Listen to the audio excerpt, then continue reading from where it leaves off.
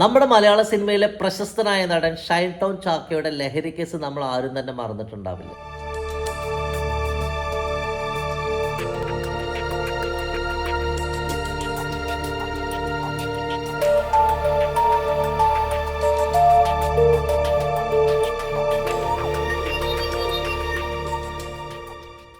അന്നത്തെ ആ കേസ് ഈ പ്രതികൾക്ക് താൽക്കാലിക രക്ഷയാണെങ്കിലും ഇന്ന് ആ കേസ് സ്റ്റേറ്റ് ഇൻ്റലിജൻസും സ്പെഷ്യൽ ബ്രാഞ്ചും വീണ്ടും അന്വേഷിക്കാൻ തയ്യാറായിരിക്കുകയാണ്.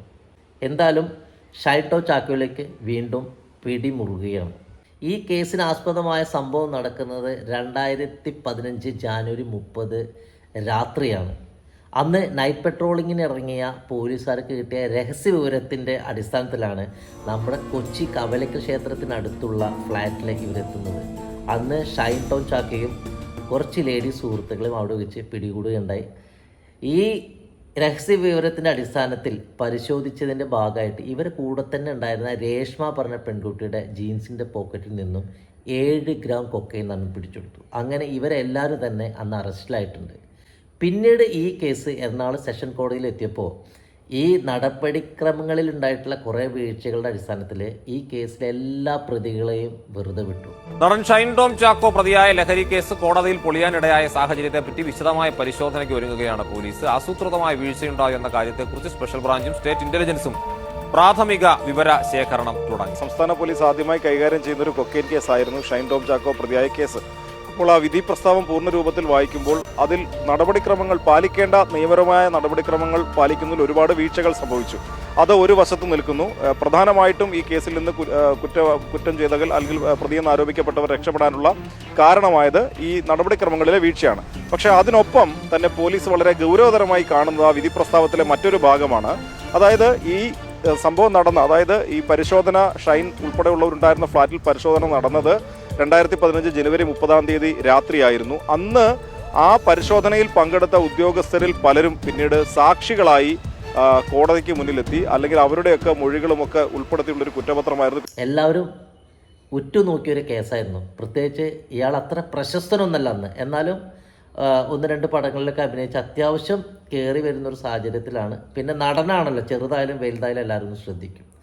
അങ്ങനെയാണ് ഷൈൻ ടോം ചാക്കോ മലയാളികളുടെ ഇടയിലേക്ക് കുറച്ചുകൂടി പ്രശസ്തനാവുന്നത്.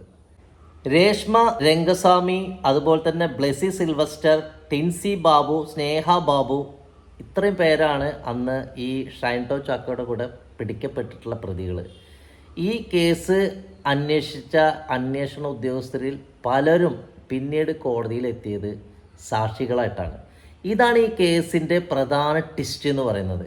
അത് പ്രകാരം ഇവർ കോടതിയിൽ കൊടുക്കുന്ന മൊഴികളിലും അതുപോലെ ഇവർ അന്വേഷിക്കുമ്പോൾ കോടതിയിൽ സമർപ്പിച്ചിട്ടുള്ള ഈ കുറ്റപത്രത്തിലും നേരെ വിപരീതമായ മൊഴികളാണ് അതിൽ പലതും ഉണ്ടായിട്ടുള്ളത്. അതുകൊണ്ട് തന്നെ ഈ കേസിൽ വ്യക്തമായിട്ടൊരു ധാരണയിൽ ക്ലോസ് ചെയ്യാൻ കോടതിക്ക് പറ്റാത്ത അവസ്ഥ വന്നു. ഇതിലൊരു വിധി പ്രസ്താവിക്കാൻ കോടതിക്ക് പറ്റാത്ത അവസ്ഥ വന്നു. ഇതൊക്കെ ഈ കേസിന് ആസ്പദമായിട്ടുള്ള നടപടിക്രമങ്ങളിൽ പറ്റിയിട്ടുള്ള വലിയ വീഴ്ചകളാണ്.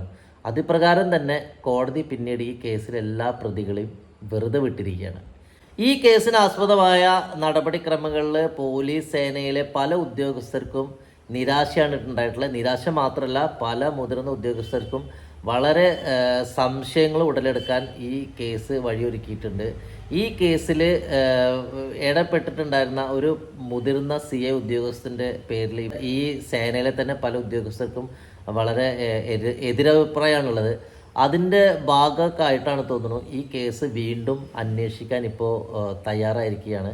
ഒന്നും നടന്നിട്ടില്ലെങ്കിൽ നല്ല രീതിയിൽ കേസ് പോവുകയാണെങ്കിൽ ഇതൊരു വഴിത്തിരിവാകും. കാരണം ഇന്ന് മലയാള സിനിമയെ ഈ ലഹരി മരുന്നൊക്കെ വിഴുങ്ങിയിരിക്കുകയാണ്. ഇത് ശക്തമായൊരു കേസായി മാറുകയാണെങ്കിൽ ഷൈൻ ടോം ചാക്കോ ജയിലിലാവും. അതിലൊരു സംശയം നിങ്ങൾക്ക് വേണ്ട. കുറ്റം ചെയ്തിട്ടുള്ളവർ തീർച്ചയായും ജയിലിൽ പോകേണ്ടതാണ്. അങ്ങനെ പോവാത്ത പക്ഷം ഇവരൊക്കെ പൊതുവേദികളിലും മറ്റും വന്ന് ഇപ്പോഴും സംസാരിക്കുന്ന രീതികളും എല്ലാവരും വെല്ലുവിളിക്കുന്ന രീതിയിലും നോക്കിക്കഴിഞ്ഞാൽ നിങ്ങൾക്ക് മനസ്സിലാവും എങ്ങനെ പെട്ടാലും ഊരിയെടുക്കാൻ പുറത്ത് ബാഹ്യശക്തികളുണ്ടെന്നുള്ള ധൈര്യം ഇവർക്ക് ധൈര്യമായിട്ടുണ്ട്.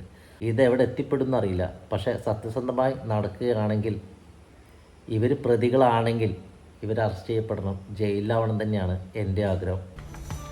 ഇനി നമുക്ക് കാത്തിരുന്ന് ഇതിൻ്റെ എന്താണ് വിധി എന്നുള്ളത് നമുക്ക് കാണാം.